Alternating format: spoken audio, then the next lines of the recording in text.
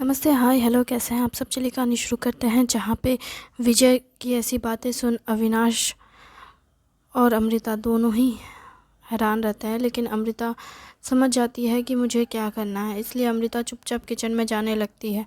जब किचन में वो जाने लगती है तो अविनाश उसका हाथ पकड़ता है और कहता है, क्या कर रही हो? मानता हूँ कि तुम्हें किचन में जाने का मन है, अपनी माँ बाप के लिए खाना बनाना है, लेकिन तुम्हें ये सब करने की ज़रूरत नहीं है। तुम्हारी तबीयत ठीक नहीं है, तुम रूम में जाकर रेस्ट करो। अगर रूम में नहीं जा सकती हो तो फिर यहाँ बैठकर अपने माँ बाप से बातें करो। मैं जा रहा हूँ, मैं बना देता हूँ। जिस पर अमृता कहती है, अगर मैं किचन नहीं जा रही हूँ तो मैं कमरे में जा रही हूँ, तुम ख्याल रखना इनका। ये कहकर अमृता अपने कमरे में चली जाती है। जिस पर अमृता की ऐसी हरकत देख अविनाश हैरान रहता है और विजय समझ जाता है, इसलिए वो चुपचाप जाता है किचन में और फिर खाना बनाना शुरू करता है। जिस पर उसके पेरेंट्स हैरान होकर विजय को देखते हैं और कहते हैं, तुम खाना बनाने जा रहे हो? हाँ, अभी अभी तो मेरा दोस्त और मेरी भाभी घर आई है, तो भाभी तो रेस्ट करने चली गई है और आपको तो शायद मेरे दोस्त से बात करनी ही होगी, तो आप बात कीजिए। जिस पर वो दोनों फिर अविनाश को बैठाते हैं, कहते हैं, सच में मुझे तुमसे बात करनी है। जिस पर वो कहता है, हाँ बोलिए। वैसे तो हम ठीक से मिले नहीं, मुझे आपको बताना था कि मैं अमृता का बॉयफ्रेंड हूँ और मैं उससे शादी करना चाहता हूँ। हाँ, मैं जानती हूँ, तुम्हारे दोस्तों ने बताया हमें कि तुम उसके बॉयफ्रेंड हो, और हमें ये भी पता है कि तुम बिहार से हो। हाँ, मैं बिहार गया से हूँ और मेरे पापा एक पोस्ट मास्टर थे और मेरी माँ रेलवे में, मतलब टिकट काउंटर में काम करती थी। हाँ, सुना मैंने। तो तुम सच में अमृता को पसंद करते हो? हाँ, मैं उसे पसंद करता हूँ, प्यार करता हूँ। क्यों? आप ऐसा सवाल क्यों कर रही हैं? क्या आपको हमारा रिश्ता पसंद नहीं? तुम्हें पता नहीं है क्या अमृता के बारे में? मुझे क्या नहीं पता उसके बारे में? यही कि उसे साइकोलॉजिकल प्रॉब्लम है और वो किसी के साथ नहीं रह सकती। आपको ये बात पता थी, फिर भी आपने अमृता को यहाँ पे छोड़ दिया? नहीं, मतलब मुझे ये बात अभी पता चली, कुछ टाइम पहले एक्चुअली। एक डॉक्टर का कॉल आया था, तापोस बोलकर। उसने कॉल किया और उसने अमृता के मेंटल हेल्थ के बारे में मुझे बताया। तो अच्छा, इसलिए आप आई हैं? हाँ, वो मैं तो बस तो आपको उसकी फ़िक्र हुई? नहीं, मतलब हाँ, हाँ, मुझे आप कहना क्या चाहती हैं, ये साफ साफ कहने में आपको इतनी झिझक क्यों हो रही है? आपको अपनी बेटी की फ़िक्र हुई इसलिए आप यहाँ आई हैं, या फिर इसलिए आई हैं ताकि आप मुझे बता सके कि आपकी बेटी पागल है और मुझे उससे शादी नहीं करनी चाहिए? हाँ, मतलब आपको मेरी ही फ़िक्र है, अपनी बेटी की नहीं। देखो, मुझे लगता है कि मेरी बेटी अगर अकेले रहेगी तो उसे कोई दिक्कत नहीं होगी। मुझे नहीं लगता कि उसे शादी करनी चाहिए ताकि वो तुम्हारे साथ साथ खुद को परेशान करे। मुझे नहीं लगता कि वो तुमसे शादी करना चाहेगी, या फिर तुमसे शादी करनी चाहिए बोलकर, क्योंकि मुझे लगता है कि मेरी बेटी बचपन से अकेली रही है, तो उसे अकेले रहने की आदत पड़ चुकी है। वो खुद के साथ बहुत खुश है और कंफर्टेबल है। मुझे नहीं लगता कि उसे तुमसे शादी करनी चाहिए, क्योंकि वो इसी के लिए तो यहाँ आई थी, अकेले रहने के लिए, क्योंकि उसे अकेले रहना बहुत पसंद है। मुझे नहीं लगता कि उसे तुम्हारे साथ की ज़रूरत होगी। तो तुम मेरी बेटी को परेशान मत करो और उसे छोड़ दो। उससे शादी वादी करने के बारे में मत कहो, क्योंकि मुझे नहीं लगता कि मेरी बेटी तुमसे शादी करेगी। आप ये फ़ैसला तो अमृता को लेना चाहिए, आपको नहीं। उसे मुझसे शादी करनी है या नहीं करनी है ये वो तय करेगी। और रही बात मुझ में कोई कमी होने की या ना होने की, आप वो मुझे बता सकती हैं तो मैं उसे बदलने की कोशिश करूँगा। लेकिन ये कहकर कि अमृता में कोई कमी है और इसलिए मुझे उसे छोड़ देना चाहिए, तो आई एम सॉरी, मुझे नहीं लगता कि अमृता में कोई कमी है। आपके लिए हो सकता है कि आपकी बेटी में कमी हो, पर मेरे लिए उसमें कोई कमी नहीं है। प्यार अंधा होता है, इसलिए तुम सोच लो। देखो तुम अभी इस हाल में नहीं हो कि तुम अपने लिए सही और गलत का फ़ैसला ले सको, जिस पर अविनाश की तीनों दोस्त कहते हैं हमारा दोस्त बहुत मैच्योर है, उसे इस तरह से मत कहिए। अरे तुम्हारे दोस्त को समझा रही हूँ मैं, आप भी कुछ कहिए ना। हाँ बिल्कुल सही कह रही है ये कि तुम सोच लो, एक ऐसी पागल लड़की के साथ रहने से तो अच्छा है कि तुम अकेले रहो किसी और पार्टनर के साथ, क्योंकि तुम्हें तो कोई प्रॉब्लम नहीं है पर उसे है। और हमने उसे बचपन से देखा है, वो अकेले ही रही है क्योंकि उसके माँ बाप ने उस पर कभी ध्यान ही नहीं दिया, इसलिए वो अकेले रही। पर मैं उसके पास हूँ उसका ध्यान दे रखने के लिए, उसका ख्याल रखने के लिए। इसलिए बेहतर होगा कि आप यहाँ से चले जाएं और खाना खाकर जाइएगा प्लीज़, क्योंकि मुझे नहीं लगता कि आपको अमृता की फ़िक्र है। और अगर आप रुकना चाहती हैं तो बेशक रुक सकती हैं, मेरे और अमृता के बगल वाला कमरा खाली है, आप वहाँ जाकर ठहर सकती हैं। क्या तुम दोनों साथ में रहोगे? वैसे तो हम दोनों का अलग अलग कमरा था, जिस कमरे में आपको ठहरने के लिए कह रहा हूँ वो मेरा कमरा है, लेकिन अगर आप ठहरना चाहेंगे तो आपको वहीं रुकना होगा, वरना ये एक बरामदा है, आप यहाँ रुक सकती हैं क्योंकि इस घर में 2 ही कमरे हैं और बाकी तो ऐसी खुला खुला जगह है। आप चाहें तो ऐसी खुले खुले जगह में कहीं पे सो सकती हैं बिछौना करके ज़मीन पर, लेकिन अगर आपको बेड पे सोने की आदत है तो मेरे ही कमरे में बेड है जिस पर आप आराम से आप दोनों सो सकती हैं। और अगर आप रहना चाहें तो, और अगर नहीं रहना चाहती है तो आपकी मर्ज़ी। बाकी वैसे भी मैं अमृता के साथ ही रहूँगा, उसके कमरे में ही रहूँगा, क्योंकि मुझे पता नहीं कि अमृता को कब क्या चाहिए होगा और मैं उसे एक पल के लिए नहीं छोड़ सकता, क्योंकि वो अब तक हॉस्पिटल में थी तो डॉक्टर थे उसके ख्याल रखने के लिए, पर अब मुझे उसका ख्याल रखना है और मुझे अपनी पत्नी का ख्याल रखने में कोई प्रॉब्लम नहीं होती है।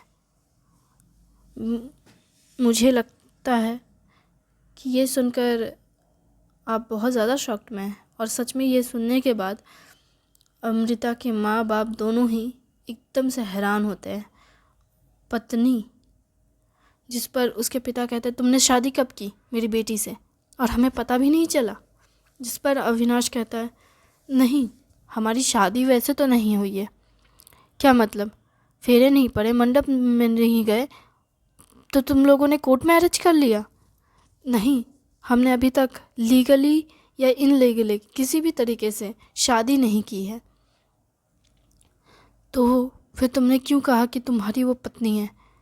क्योंकि मैंने उसे अपनी पत्नी माना है और मैं अपने मरते दम तक उसे अपनी पत्नी मानना चाहता हूँ और मानूंगा भी।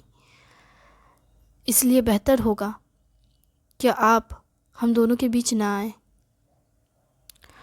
हम तुम्हारे भले की बात कर रहे थे, अगर आप इतना ही हमारे भले के बारे में सोच रहे हैं तो आप अपनी बेटी का कन्यादान करें। क्या तुम सच में उसके साथ रहना चाहते हो? हाँ, मैं सच में अपनी पत्नी के साथ रहना चाहता हूँ। तुम पागल हो, वो बिल्कुल पागल लड़की है। आपको अपनी बेटी पागल क्यों लगती है मुझे समझ नहीं आता। आपने कभी उसे प्यार नहीं किया और अब आप उसे पागल कह रहे हैं। देखो बेटा, हम तो तुम्हारे भले के लिए कह रहे हैं, क्योंकि तुम्हारे माँ बाप भी इस शादी के लिए नहीं मानेंगे। ये तो मेरे माँ बाप को तय करने दीजिए ना कि वो मानेंगे या नहीं मानेंगे। आप सब कुछ खुद ही तय कर लेते हैं। आप सब कुछ अपने हिसाब से क्यों चाहते हैं? आप सब कुछ अपने हिसाब से तय करते हैं, अपने हिसाब से फैसला करते हैं, अपने हिसाब से सबको कंट्रोल करने की कोशिश कर रहे हैं। आपने अब तक अपनी बेटी को शायद ऐसे ही पाला है, इसलिए वो इस तरह से है, पर मैं ऐसा नहीं हूँ और मैं उसे कंट्रोल नहीं करता, इसलिए वो मेरे साथ खुश है और वो मुझसे शादी करना चाहती है और मैं भी उससे शादी करना चाहता हूँ। और आपको अगर अपनी बेटी का कन्यादान करने में कोई तकलीफ़ हो रही है तो कह दीजिए। मेरे और भी करीबी लोग हैं जो उसका कन्यादान कर सकते हैं। अरे करीबी में क्या बोल रहा है यार, हम हैं ना उसके भाई। विजय ये बात कहता है तो विश्वजीत और आनंद तीनों कहते हैं, दोनों फिर कह देते हैं हाँ, तीनों एक साथ में एक सुर में। देखो हाँ, जिस पे विश्वजीत पहले तो कहता है देखिए भाई तो नहीं बन सकता, लेकिन हाँ उसके तरफ से रिश्तेदार बन उसका साथ ज़रूर दूंगा। अगर आप उसका साथ नहीं दे सकती हैं तो आप दोनों उनके माँ बाप हैं। आप दोनों को तय करना है कि आप अपनी बेटी का कैसे ख्याल रखते हैं, उसकी शादी किससे करवाते हैं।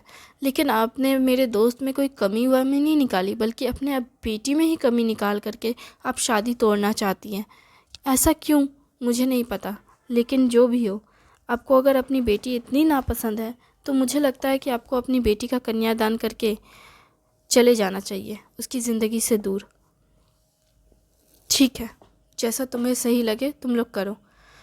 फिलहाल हम रात में रुकेंगे, अपनी बेटी के साथ थोड़ा वक्त गुजारना चाहते हैं। जिस पर विजय बहुत हैरान होकर कहता है और थोड़ा गुस्से से भी, ठीक है रुक सकती हैं, अपनी बेटी के साथ रुकिएगा, उसे धमकाइएगा नहीं। जिस पर विजय की ऐसी बात सुन उसकी माँ कहती है मुझे नहीं लगता कि इन्हें यहाँ रुकने की ज़रूरत है, अगर तुम यहाँ ख्याल रखने के लिए हो तो। जिस पर सभी लोग कहते हैं कि तीनों एक साथ कहते हैं हम यहाँ वैसे भी नहीं रुकने वाले, चिंता मत कीजिए, हमारा दोस्त है हमारी भाभी का ख्याल रखने के लिए, और अगर कोई प्रॉब्लम हुई तो मुझे पता है मेरी भाभी संभाल सकती है, खुद को भी और दूसरों को भी। ठीक है, वैसे आप खाना खा सकती हैं, ये लीजिए। फ़िलहाल तो ज़्यादा कुछ नहीं बना है, भाभी के आने की खुशी में हमने भाभी के लिए थोड़ा सा पोहा बनाने का सोचा था, लेकिन फिर हमें पता चला कि पोहा तो वैसे भी हमने सुबह खाया और भाभी ने भी खाया है, तो इसलिए हमने पोहा की जगह मैंने उनके लिए साबूदाना की खिचड़ी बनाई है। और अविनाश को कहता है आनंद और विजय कि जाओ अमृता को खिलाओ। जिस पर अविनाश लेकर चला जाता है और अमृता के पास जाता है। अमृता से कहता है क्या तुम ठीक हो? हाँ मैं ठीक हूँ। वैसे अंदर आवाज़ तो आती ही होगी। आवाज़ें आए या ना आए पता तो सब कुछ है मुझे कि वो क्या कहेंगे और क्या नहीं। जिस पर अविनाश कहता है वो चाहे जो भी कहे उसका बुरा मत मानना।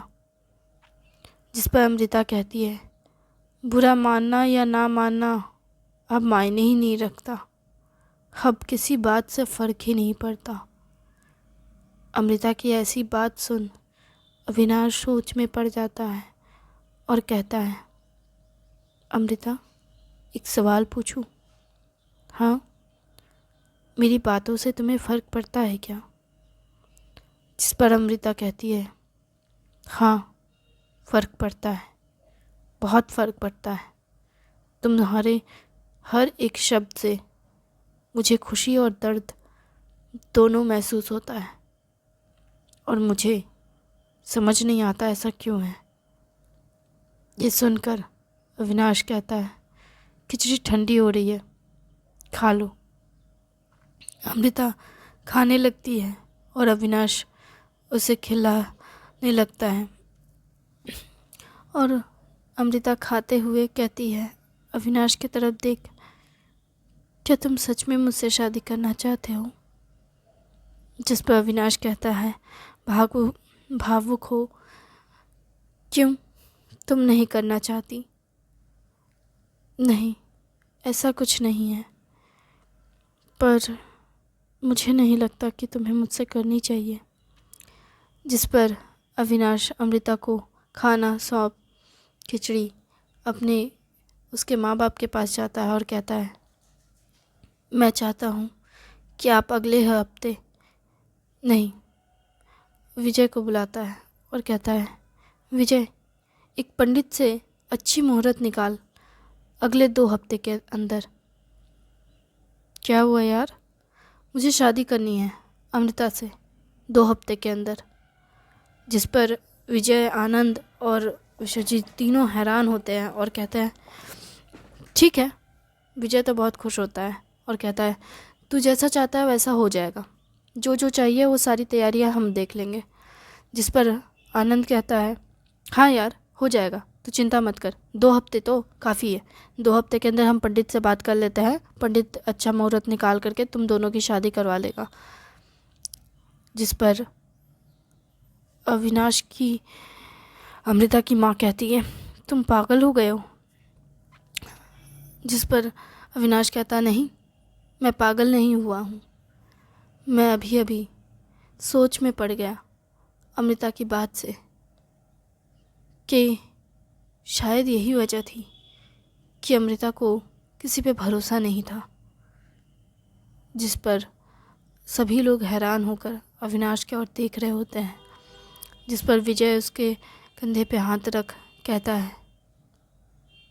जो होगा देखा जाएगा, तू बस तैयारी कर। जिस पर आनंद और विजय सभी लोग चले जाते हैं घर से बाहर। जिस पर उसकी माँ फिर कहती है, तुम कहना क्या चाहते हो? मेरी बेटी ऐसी क्यों है, इसके बारे में? हाँ, सोसाइटी क्या कहेगी, सोसाइटी कैसे रहेगी, सोसाइटी क्या सोचेगी, आप इसी बारे में सोचती रहती है ना। और इसी वजह से आपकी बेटी आपसे दूर हो गई और आपको पता भी नहीं चला कि वो कब अकेली पड़ गई आपकी वजह से। पर मुझे पता है और इसलिए आप जैसा चाहती हैं वैसा होगा। सोसाइटी को चाहिए ना अमृता का पति, और वो आपको और मुझे दोनों को मिल जाएगा। कहना क्या चाहते हो तुम? सोसाइटी दिखती है बस दिखावे करने के लिए। सोसाइटी को हर कोई अपने हिसाब से मैनिपुलेट करता है, लेकिन ये हम पर है कि हम क्या देखते हैं। खैर, आपको जो चाहिए वो आपको मिल जाएगा, मुझे जो चाहिए वो मुझे मिल जाएगा, लेकिन उसके बाद आप अमृता को बिल्कुल भी परेशान नहीं करेंगी और ना ही उनसे किसी भी तरह से रिश्ता रखने की कोशिश करेंगी। तुम कहना क्या चाहते हो कि हम अपनी ही बेटी से ना मिले? मिल सकती हैं, बिल्कुल मिल सकती हैं, लेकिन तब जब आप एक माँ बनकर आएंगी, तब नहीं जब आप एक सोसाइटी बनकर आएंगी। तुम कहना क्या चाहते हो? यही कि आपने बस सोसाइटी बनने का फ़र्ज़ निभाया, एक माँ बनने का तो फ़र्ज़ निभाया ही नहीं। एक सोसाइटी हमेशा अपने से छोटों को, बड़ों को, हर किसी को अपने हिसाब से चलाने की कोशिश करता है, स्पेशली अपने से छोटों को। ऐसा लगता है जैसे पूरी ज़िंदगी सोसाइटी की देन है और आपने बस यही किया है अपनी बेटी के साथ, उसे अपने हिसाब से कंट्रोल करने की कोशिश की, जो कि आपको नहीं करना चाहिए था। और अब मैं चाहता हूँ कि मैं वो करूँ जो मुझे करना चाहिए एक पति होने के नाते, और आपको वो करना चाहिए सच में एक माँ होने के नाते। अपनी बेटी का कन्यादान करें और उसे खुशी खुशी विदा करें। आपके लिए यही बेहतर होगा, क्योंकि आपको मुझसे ज़्यादा बेहतर दामाद और कहीं नहीं मिल सकता। क्योंकि मैं जितना इज़्ज़त कर रहा हूँ आपकी, उतना शायद कोई और नहीं करेगा जिसे आपकी बेटी का दर्द दिख जाएगा। क्योंकि कुछ लड़के ऐसे होते हैं जिन्हें अपनी पत्नी का दर्द बर्दाश्त नहीं होता, और मुझे अमृता का दर्द बिल्कुल बर्दाश्त नहीं हो रहा। लेकिन फिर भी मैं चाहता हूँ कि आप उसके साथ रहें, उसके सर पर हाथ रखें, उसे आशीर्वाद दें, उसके साथ हंसे बोले, लेकिन आप उसे बिल्कुल भी तकलीफ़ ना दें। यही मेरी ख्वाहिश है। उम्मीद करती हूँ कि आप उसे तकलीफ़ नहीं देंगे और उसका साथ निभाएंगे। खुश रहिए, यही कहिएगा उसे आशीर्वाद में। मैं इतना ही चाहता हूँ। ये कहकर अविनाश अमृता के पास जाता है और कहता है, खाना हो गया क्या? मैं प्लेट ले लूँ? जिस पर अमृता कहती है थैंक यू।